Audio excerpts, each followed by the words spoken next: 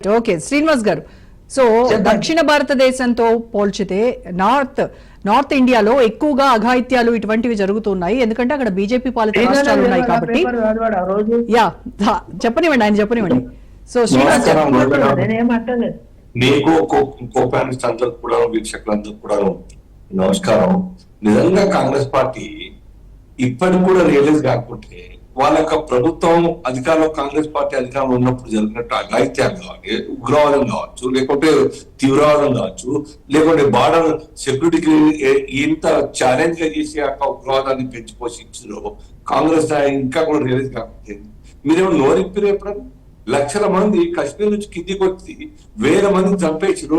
నరహంతకులుగా మారి మతం మారుతారా, లేకుంటే సరెండర్ అవుతారా, లేకుంటే మీ అమ్మాయిని మాకు కప్పయిస్తారా అని చెప్పేసి అల్టిమేటం ఇచ్చి మైక్లో అల్టిమేటం ఇచ్చి పరిగెత్తించిరే, చంపిరే అన్నది ఒక్క నాయకుడు పార్టీ అన్న ఖండించిందే.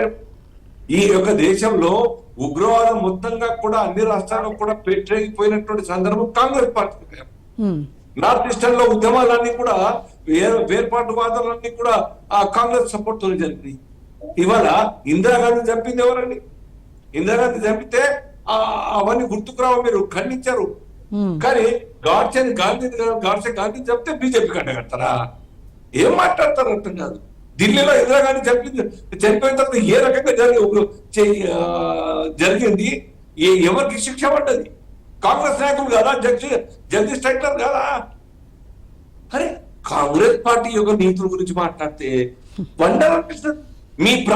మీ హయాంలో నక్సలిజం ఎంత మేరకుండే, మీ హయాంలో తీవ్రవాదం ఇంతకుండే. మీరు కూడాను, మీ నాయకులు కూడాను ఇందిరాగాంధీని చంపిన వాళ్ళకు కూడా మాఫీ చేయాలన్నారు, లేదా రాజీవ్ గాంధీని చంపిన వాళ్ళకు కూడా మాఫీ చేయాలన్నారు. మొన్న అబ్జర్వర్ పార్లమెంట్ లో దాడి చేసి అనేక మంది 26 అనేక మంది దాడులకు కారణమైనటువంటి కుట్ర పన్ని రచన చేసినటువంటి వ్యక్తులను కూడా మాఫీ చేయమని సంతకాలు చేసింది ఎవరండి? అరే మీరు ఆలోచించండి. ఇట్లా మాట్లాడే మీ మైండ్ సెట్ మార్చుకోకనే దేశంలో Congress party day by day collapse అవుతా ఉన్నది. ఏ రాష్ట్రంలో కూడా గెలిచే పరిస్థితి లేదే.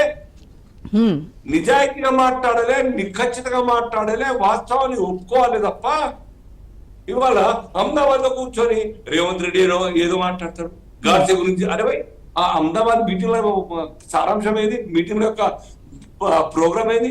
చింతన్ బైఠక్. కాంగ్రెస్ పార్టీ చింతన్ బైఠక్.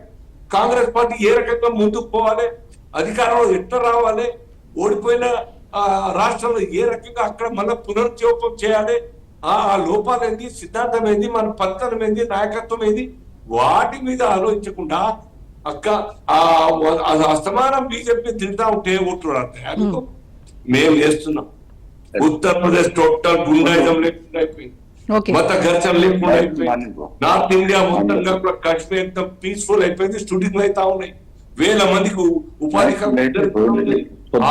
స్కూళ్ళకి వెళ్తా ఉన్నారు, స్టోన్ పని లేదు. ఇవాళ దేశం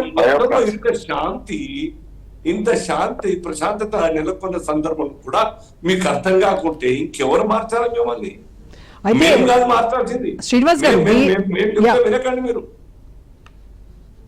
ప్రజలకి బుద్ధి చెప్తాం.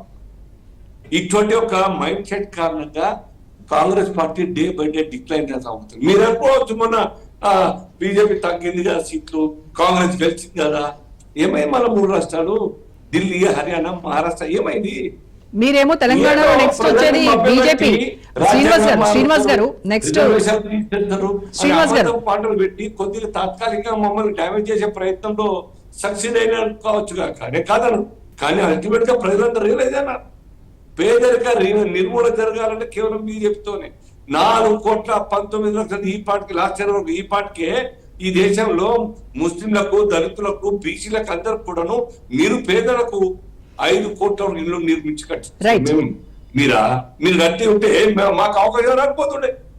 శ్రీనివాస్ గారు, మీరేమో తెలంగాణలో నెక్స్ట్ వచ్చేది మీరే అధికారంలోకి అని చెప్తున్నారు. కానీ బ్రిటిషర్స్ ని ఆ రోజు ఆంగ్లేయులు మనం ఏ రకంగా అయితే తరిమి కొట్టామో అలాగా రాహుల్ నాయకత్వంలో బీజేపీని తరిమి కొడదామని చెప్తున్నారు. అది జోక్. స్వయాన రేవంత్ రెడ్డి గారు బీజేపీ చేతిలో ఓడిపోయారు. రేవంత్ రెడ్డి గారు ఎంపీ పార్లమెంట్ స్థానం మల్కాజ్గిరి ఓడిపోయినారు. రేవంత్ రెడ్డి గారు సొంత జిల్లా మహబూబ్ నగర్ బీజేపీ గెలిచి ఇంతకన్నా ఇంకేం కావాలి? బీజేపీ 8, మీరు కూడా 8 అధికారంలో పార్టీ 8, మేము 8 గెలిచినాం. 8 ఎమ్మెల్యేలు అయితే 8 పార్లమెంట్ గెలిచినాం కదా. ఇంకెవరు గురిపించినారు? ఎవరు ఓడించినారు? సాక్షాత్ ముఖ్యమంత్రి రేవంత్ రెడ్డి గారు కామారెడ్డి ఒక సింపుల్ కార్యకర్త, మామూలు కార్యకర్త గెలిపించి ఓడించడం జరిగితే అక్కడి ప్రజలు రేవంత్ రెడ్డిని ఓడించినారు. అక్కడి ప్రజలు బీఆర్ఎస్ నాయకుడు కేసీఆర్ గెలిపించినారు. ఇది గుర్తుపెట్టుకోరు. అహంకారపు మాటలతో కాదు, 16 మాసాల యొక్క పరిపాలన కారణంగా ఈ రాష్ట్రంలో అనిశ్చిత ఏర్పడింది. ఆర్థిక పరిస్థితి మొత్తం దివాలా తీసింది.